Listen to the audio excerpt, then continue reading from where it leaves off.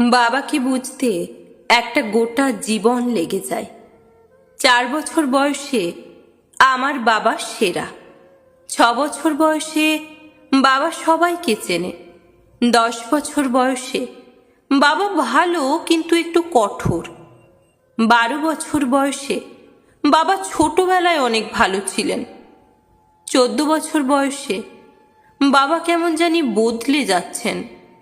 16 বছর বয়সে বাবা কিছুই বোঝে না। 18 বছর বয়সে বাবা দিন দিন আরো কঠোর হচ্ছেন। 20 বছর বয়সে বাবার ব্যবহার সহ্য করা কঠিন। মা কিভাবে সহ্য করতেন?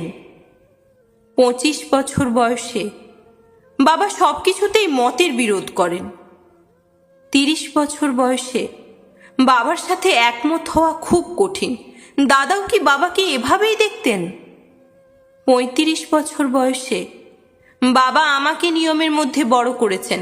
আমাকেও আমার সন্তানদের তাই শেখাতে হবে। 40 বছর বয়সে বাবা এত কষ্ট করে আমাদের বড় করেছেন, আমি সেটা বুঝতে পারছি।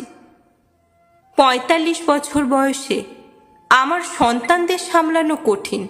বাবা কত কষ্ট করেছেন আমাদের ঠিক পথে রাখতে।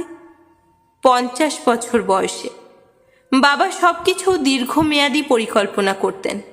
তিনি ছিলেন দয়ালু ও বিশেষ একজন মানুষ। সত্যি আমার বাবা সেরা। এই পুরো চক্রটি শেষ হতে 50 বছর লেগেছে, কিন্তু শেষ পর্যন্ত আমরা আবার প্রথম জায়গায় ফিরে যাই। আমার বাবা সেরা। যাদের বাবা বেঁচে আছেন তাদের সম্মান করুন, ভালোবাসুন। আর যাদের বাবা নেই, ভগবানের কাছে প্রার্থনা করুন যেন